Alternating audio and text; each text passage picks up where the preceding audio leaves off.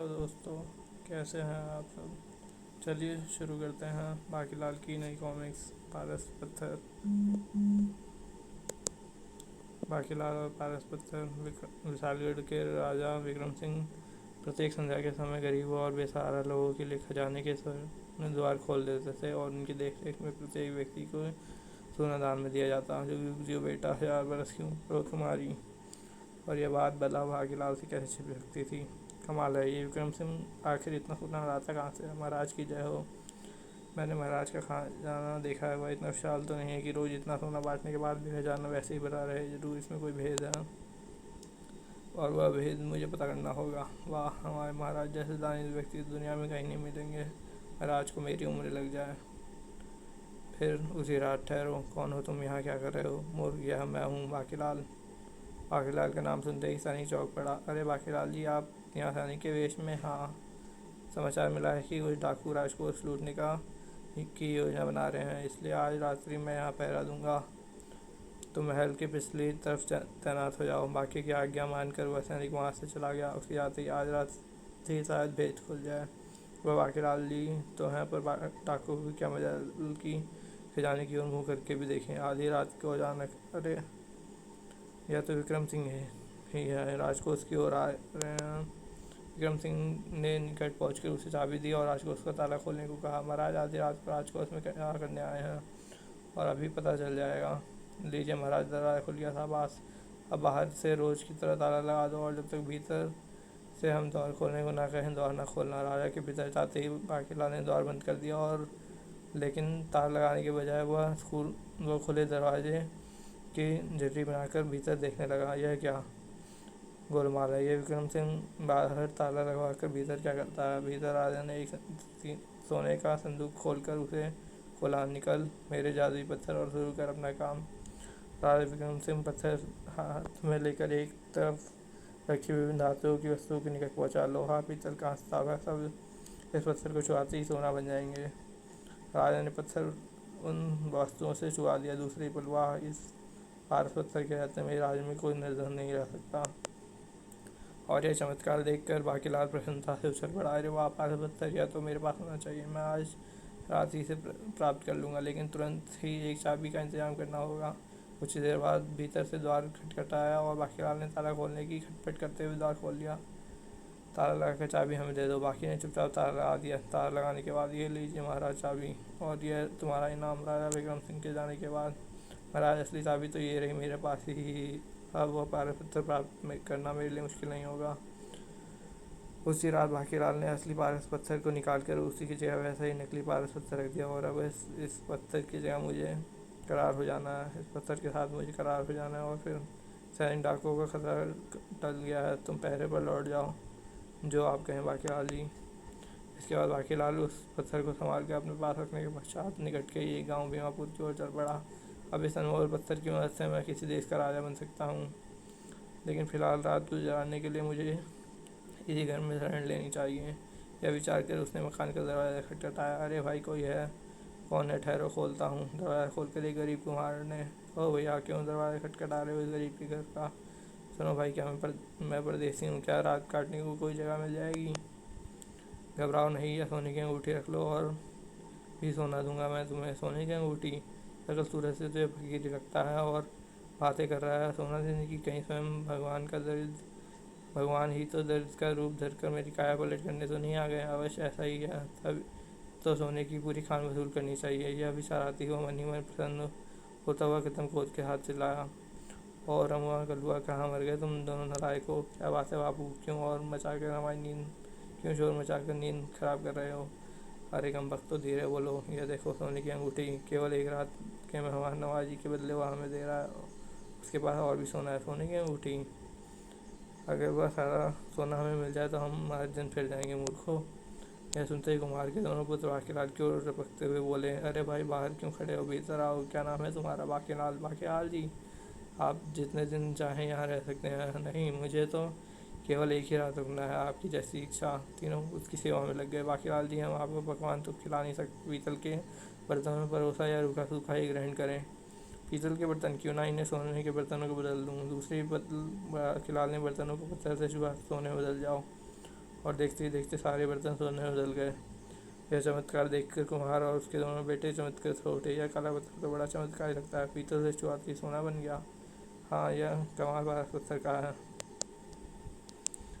भोजन इत्यादि से निपट कर बाकीलाल सो गया। आज रात अचानक बाकीलाल की नींद खुली। यह खुसुर खुसुर की आवाज़ कहाँ से आ रही, कहीं बाहर चोर तो नहीं है। बाकीलाल खिड़की से झाँक कर देखा, रही है तो कुम्हार और उनके दोनों बेटे रम्मा और खड़ुआ हैं। आधी रात को ये यहाँ क्या कर रहे हैं।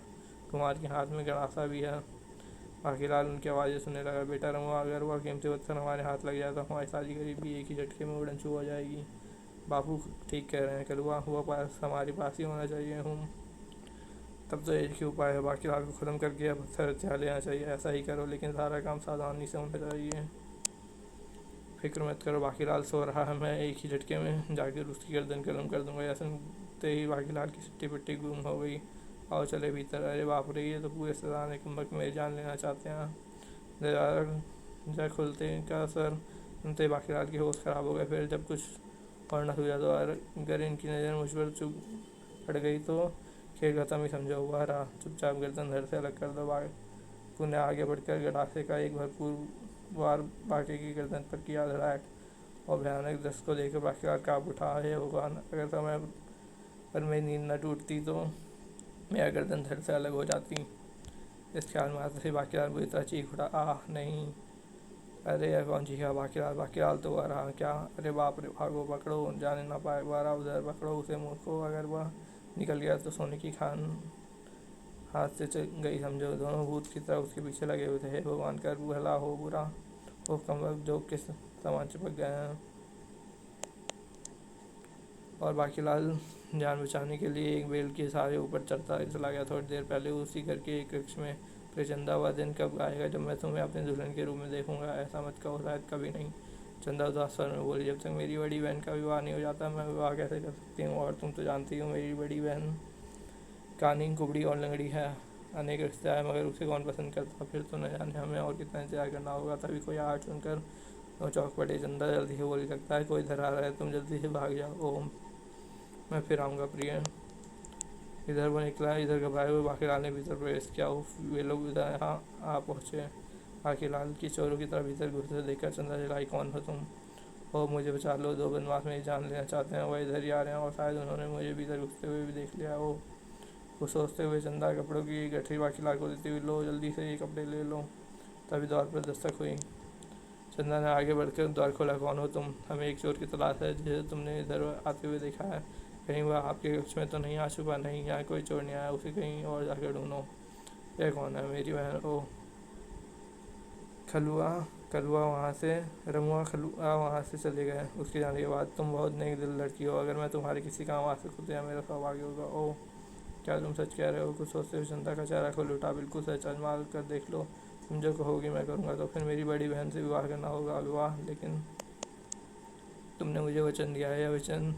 यह विवाह तुम्हें करना ही पड़ेगा। अगर वरना बुलाती हूँ मैं उन दोनों बदमाशों को। नहीं ठहरो, मैं तैयार हूँ।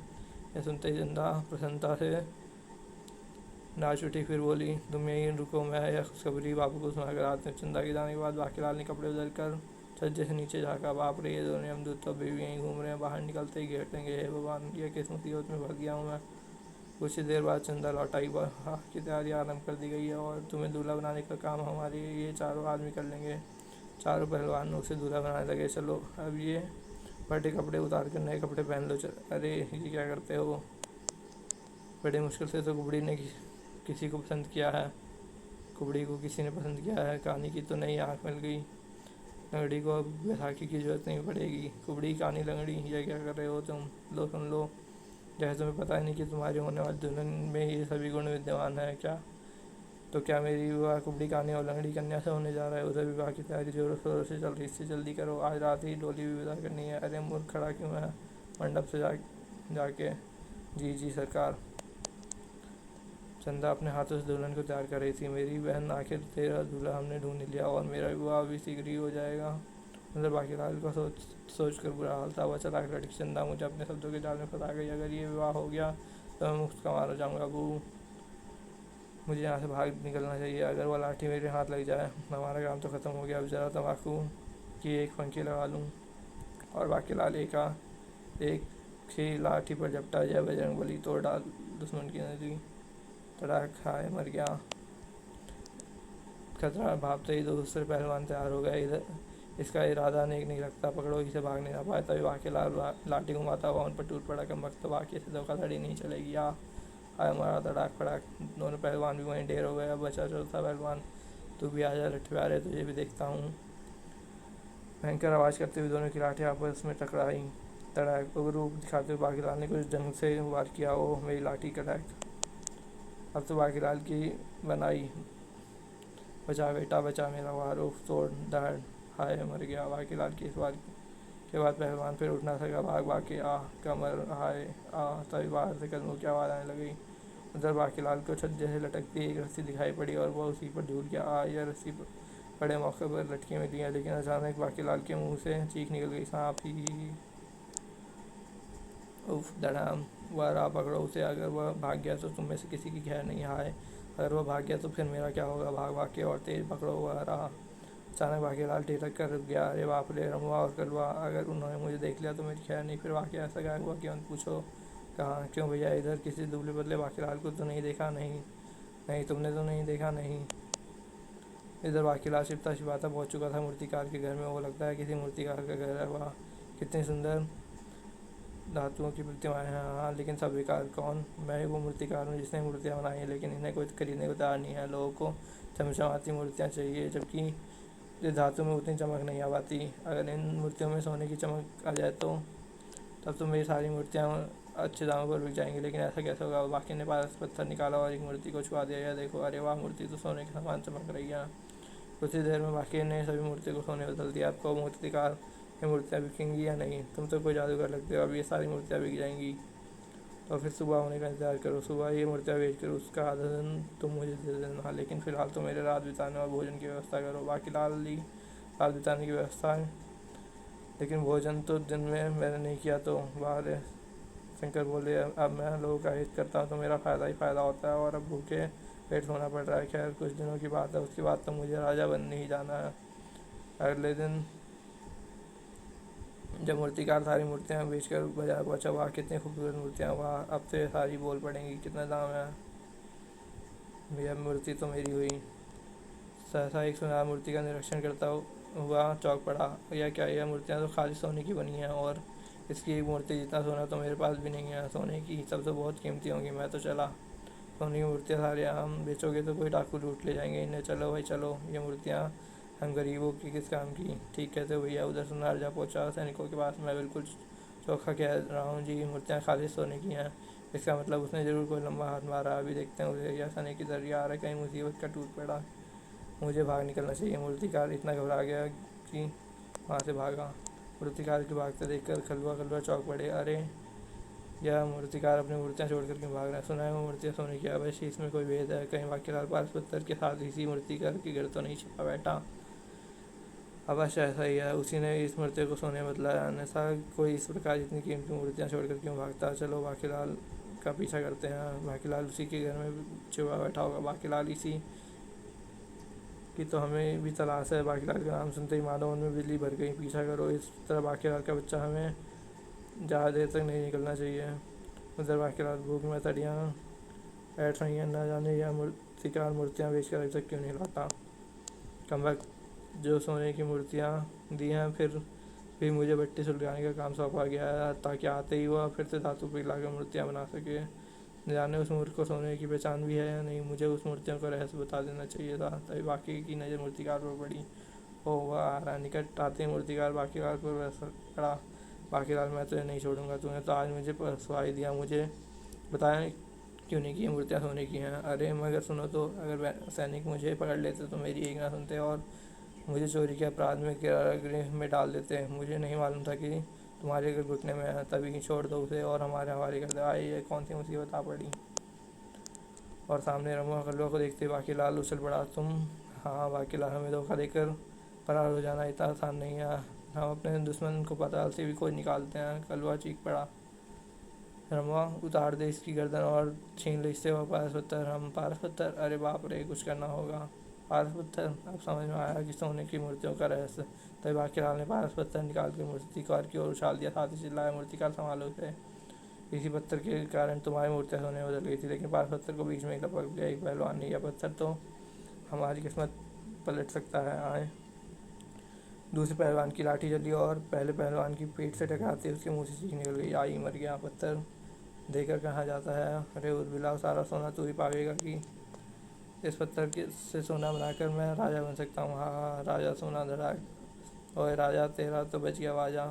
कालू वाला पगले पारस पत्थर, मगर यह क्या, पारस पत्थर तो पहुंच गया तीसरे के हाथ में। यार तुम मेरा है मूर्खो, आए यह नामुराद की है हिम्मत। कलवा ने कटार खींच मारी, आ खड़ाक। और इस बार जो पारस पत्थर उछला तो सीधा बाकीलाल के हाथ में जा पहुंचा और देखकर सारे झपट पड़े। पारस पत्थर बाकीलाल के पास है, पकड़ो।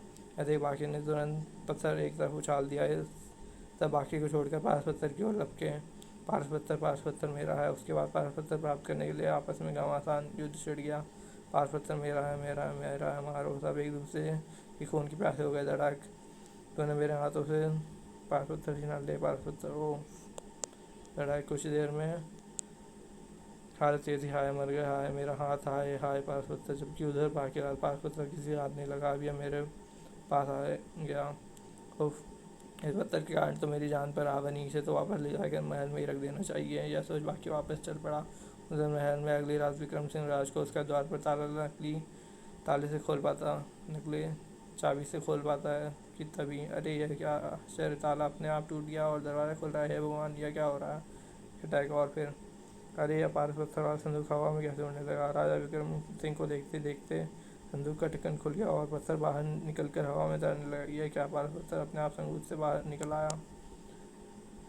दूसरे पल विक्रम सिंह ने राज को उसका मुख्य द्वार फोड़ दिया। खटैक खट खट, खोलो दरवाज़ा खोलो। द्वार खोलते सामने नजर आया बाकीलाल। महाराज, मुझे आपसे कुछ कहना है। वो बाकीलाल, कुछ कहने का समय नहीं है। वह देखो, हमारा बेशकीमती पारस पत्थर न जाने कहाँ उड़ा चले जा रहा है। हर बार किसी गलत इंसान के हाथ में लग गया तो गजब हो जाएगा। क्या पारस पत्थर, मगर यह तो नकली है, लेकिन यह उड़ कैसे रहा है। अगले ही पल बाकीलाल चीख पड़ा, महाराज यह किसी तंत्र मंत्र के प्रभाव में उड़ता रखता है। द्वारपाल तुरंत सेना के आदेश दे, क्योंकि हमारे साथ इस पत्थर का पीछा करे जो आ गया। बाकीलाल जी। राजा विक्रम सिंह घबराए बोले, बाकीलाल, इस पत्थर में वर्ष में एक दिन किसी भी वस्तु या प्राणी को सोने में बदल देने के गुण आ जाते हैं और आज वही दिन है। ओह, तब तो उस तांत्रिक को पकड़ा जाना बेहद आवश्यक है।